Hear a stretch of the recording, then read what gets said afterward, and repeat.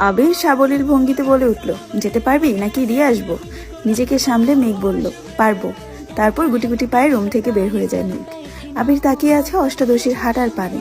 মেঘ কোনো রকমে নিজের রুম পর্যন্ত এসে এক দৌড়ে এসে খাটে শুয়েছে। মন মস্তিষ্ক অস্বাভাবিকভাবে লাফালাফি করছে। কয়েক মুহূর্তের মধ্যে নিজের অস্তিত্ব খুঁজে পেল না, সেন্স হারিয়ে পড়ে আছে বিছানায়। 11টার পর থেকে মেহমান আসা শুরু হয়েছে। বাড়ি ঘর ভরে গেছে আত্মীয় স্বজনে। মিম আদি গোসল করে সেজেগুজে গল্প করছে সবার সাথে। আবির একবারে নামাজের সময় ঘর থেকে বের হয়েছে।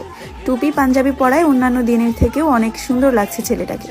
সবাইকে সালাম দিয়ে টুকটাক কথা বলে মামাদের সাথে বেরিয়ে যায় নামাজ পড়তে। মেঘের দেহ এখনো বিছানায় লেপ্টে আছে। বোনকে খুঁজতে মিম উপরে গিয়ে দেখে মেঘ ঘুমাচ্ছে। ডাকতে ডাকতে মেঘের ঘুম ভাঙে। আপু, ও আপু, উঠো, এখনো ঘুমাচ্ছ কেন? বাড়িতে মেহমান চলে আসছে। আজান পড়ে গেছে অনেকক্ষণ আগে। উঠো, নামাজ পড়ে রেডি হও, আম্মু আমায় পাঠাইছে তোমাকে ডাকতে। কিছুক্ষণ পর মেঘের জ্ঞান ফিরে। পাশের দেয়ালে টানানো দেয়ালে ঘড়ির দিকে তাকায়, 1:15 বাজে। তৎক্ষণাৎ শোয়া থেকে উঠে বসে। আবিরকে কফি দিতে গিয়েছিল 8:30 থেকে 9টার মধ্যে। 4 ঘন্টার উপরে তার জ্ঞান ছিল না। 5 মিনিট বসে তারপর গোসলে চলে যায়। নামাজ পড়ে আবিরের দেওয়া একটা জামা পরে নিল মেঘ। বেগুনি রঙের গাউন, মোটামুটি গর্জিয়াস। চুলগুলো খোপা করে নিল। এত লম্বা চুল ছেড়ে রাখলে কিছুই করতে পারবে না সে। মুখে হালকা ফেস পাউডার দিয়ে গোলাপি রঙের লিপস্টিক দিল হালকা করে। রুম থেকে বের হলো প্রায় 3টার দিকে। মামা খালারা সবাই খেতে বসেছে। ছোটদের খাওয়া শেষ। রুম থেকে বের হয়ে করিডোরে দাঁড়িয়ে পরিস্থিতি বোঝার চেষ্টা করছে সে। বাড়িতে এত হই হুল্লোড়ের শব্দে মাথা ধরে ফেলেছে মেঘের। নজর পড়ে সোফার দিকে। আবিরকে ঘেরাও করে বসে আছে সব মামাতো খালাতো ভাই বোনেরা। তার মধ্যে একজনের দিকে নজর পড়ে, স্পেশাল একজন, মালা আপুর দিকে। মালা আপু অনার্স 3য় বর্ষে পড়ছে এখন। আবির ভাইয়ার মামাতো বোন। মালা আপুর একটা বড় আপুও আছে, উনি মাইশা। ওনার পড়াশোনা শেষ, জব করতেছেন এখন।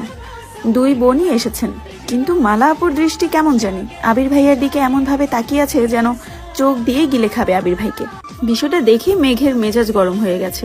তৎক্ষণাৎ মনে পড়ে গেল রাতের কথা। তানভীর ভাইয়া যে বলেছিল আবির ভাইয়ের জীবনে কেউ আছে, মালা আপুই কি সেই কেউটা? ভাবতেই বুক ভরে ওঠে কষ্টে। আবির ভাইয়ের সমবয়সী একটা ভাইয়া আছে, নাম সাকিব। উনি আবির ভাইয়ার দ্বিতীয় বেস্ট ফ্রেন্ড বলা চলে। আরো কয়েকটা ছোট ভাই আবির ভাইকে এটা সেটা অনেক কথা জিজ্ঞেস করছে। বিদেশ কেমন লাগে, পড়াশোনা কেমন, কিভাবে থাকতে হয়, এইসবই। মেঘ ধীরে স্বস্তি পায়ে সিঁড়ি দিয়ে নামছে। আবির এক পলক তাকায় সেদিকে, পুনরায় ভাইদের কথায় মনোযোগ দেয়। মেঘকে দেখে 2-4 জন ডাক শুরু করে, এই মেঘ কেমন আছিস, এদিকে আয়। মিম ছুটে আসে মেঘের দিকে। আপু তোমাকে অনেক সুন্দর লাগছে, মাশাল্লাহ, কারো নজর না লাগুক। মেঘ মুচকি হাসলো। মিম মেঘকে টেনে নিয়ে সোফায় বসালো। সবার সাথে কথা বলতে বলতে হঠাৎ দৃষ্টি পড়ে আবির ভাইয়ার দিকে। উপর থেকে সে শুধু মালা আপুর নজরটাই দেখেছে। এখন সে আবিরকে দেখছে। নীল পাঞ্জাবি, সাদা প্যান্ট, মাথায় টুপি, আহা কত মায়াবী লাগছে। আবিরের হাস্যোজ্জ্বল মুখটা দেখে প্রেমে পড়ে গেছে মেঘ। যন্ত্রতন্ত্র দৃষ্টি সরিয়ে বাকিদের সাথে কথা বলায় ব্যস্ত হলো। বড়দের খাওয়া শেষ। মেঘ উঠে সবাইকে সালাম দিয়ে খুশগল্প করতে লাগে। খালামণিদের অনেকদিন পর দেখেছে। আগে বিয়েতে গেলে টুকটাক দেখা হতো, কিন্তু তানভীরের অত্যাচারে মেয়েটা বিয়ে বাড়িতে যাওয়া ছেড়ে দিয়েছে। তাই মামি আর খালাদের সাথে দেখা হয় না। মামা অবশ্য মাঝে মাঝে দেখতে আসে, এটা সেটা নিয়ে আসে। সারাদিনের ঘোরাঘুরি শেষে সবাই নিজেদের বাড়ির উদ্দেশ্যে রওনা দেয়। থাকার জন্য বলেছে সবাই, কিন্তু চাকরিজীবীদের কাছে বেড়ানো মানে কয়েক ঘন্টা। বিদায় বেলায় মালা আপুর আচরণের মাথায় রক্ত উঠে যায় মেঘের। ভালো করে বললেই হয় বেড়াতে যাবেন, গায়ে ঢলে পড়ার কি আছে? আশ্চর্য। মালার এরকম আচরণে আবির ভাই তৎক্ষণাৎ সরে না গেলে তো উপরে পড়ে যেত এই মেয়ে। রাগে ফুসতে ফুসতে মেঘ নিজের রুমে চলে যায়। মেহমানদের বিদায় দিয়ে আবিরও বাইক নিয়ে বেরিয়ে পড়ে কোথায় যেন। মাঝখানে তানভীর একবার এসেছিল, সবার সাথে দেখা করে আবার বেরিয়ে গেছে। পার্টি অফিসে কি নিয়ে ঝামেলা চলছে তাই বসার সময় হয়নি তার। মেঘ নিজের রুমের দরজা বন্ধ করে কাঁদতে লাগলো। কিন্তু কেন কাঁদছে সে নিজেও জানে না। অতিরিক্ত রাগে কান্না আসে মেয়েটার। মেঘ বরাবরই খুব অভিমানী, অল্পতেই কান্না করে দেয়। রাত 10টা বেজে গেছে, এখনো মুখ ফুলিয়ে রুমে বসে আছে মেয়েটা।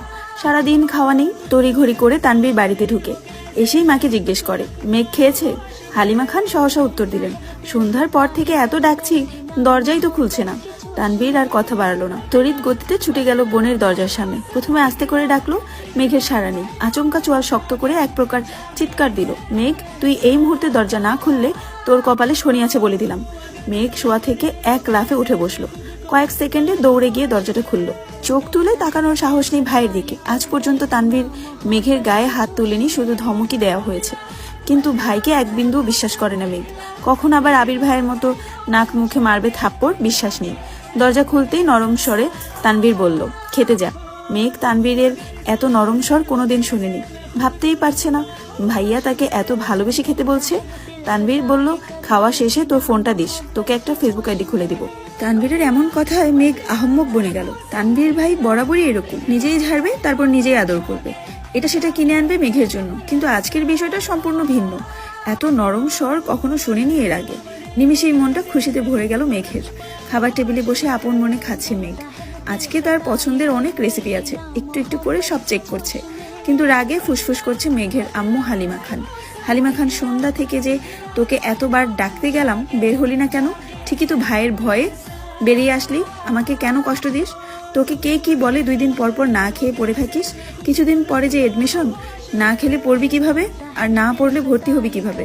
তুইও তোর ভাইয়ের মতো হচ্ছিস। সে সারাদিন ভন্ডের মতো টুই টুই করে ঘুরে, আর তুই এখন তার ভাব নিচ্ছিস। খেয়ে না খেয়ে রুমে পড়ে থাকিস। আর শোন, মেয়ে মানুষের এত রাগ জেদ ভালো না। তোর এই রাগ জেদ সামলানোর জন্য আমরা সারা জীবন তোর পাশে থাকবো না। এইটুকু বলতেই চোখ পড়ে ড্রয়িং রুমে দাঁড়ানো আবিরের দিকে। আবিরের চাউনিতে পরিষ্কার ধৃষ্টতা, শ্যামবর্ণের মুখমণ্ডল কালো দেখাচ্ছে। কড়া কণ্ঠে মামুনির দিকে তাকিয়ে প্রশ্ন করলো, কি হয়েছে? পুরুষালী কণ্ঠে আটকে উঠে মেঘ। হালিমা খান গলা নামিয়ে উত্তর দিল, খায় না ঠিক মতো, পড়াশোনা করে না, কি করবো ওকে নিয়ে? আবির পূর্বের অভিব্যক্তি বজায় রেখে উত্তর দিল, ওকে কিছু বলো না, কাল থেকে মেঘের টাইম টু টাইম খাবে, একটু এদিক সেদিক হলে সেটা আমি দেখব। আবিরের কথায় খুশি হয়ে গেল হালিমা খান। কিন্তু মেঘ খুশি হবে নাকি ভয় পাবে তা বুঝে উঠতে পারলো না। এত বছরে অভিমান করে মাঝে মাঝে না খেয়ে থাকলে তানভীর এসে ধমকে বা বুঝিয়ে খাওয়াতো, এখন সেই দায়িত্ব নিতে যাচ্ছে আরো একজন। 2 জন মিলে মেঘকে শাসন করবে ভাবতেই মেঘের বুক কেঁপে ওঠে। আবার মনের মধ্যে অন্যরকম প্রশান্তিও কাজ করে মেঘের। আবির ভাইয়ের মূল্যবান সময়ের মধ্যে 5 মিনিট সময় যে মেঘকে নিয়ে ভাববে, এতেই খুশি খুশি লাগছে মেঘের। তৎক্ষণাৎ মনে হয়ে গেল তানভীর ভাইয়া বলেছে ফেসবুক আইডি খুলে দিবে। তাড়াতাড়ি খেয়ে রুমের দিকে ছুটলো মেঘ। রুম থেকে ফোন নিয়ে ছুটে গেল তানভীর ভাইয়ের রুমে, কিন্তু তানভীর ভাইয়া রুমে নেই। কিছুক্ষণ অপেক্ষা করলো, কিন্তু কোথাও নেই। মোবাইল নিয়ে নিজের রুমে ঢুকতে যাবে, তখন শুনতে পেল, হ্যালো, আসসালামু আলাইকুম এভরিওয়ান, আমি জান্নাত রহমান, আপনারা আমার কণ্ঠে শুনছেন আমৃত্যু ভালোবাসি তোকে গল্পের 7তম পর্ব, যেটা লেখিকা হচ্ছে সালমা চৌধুরী।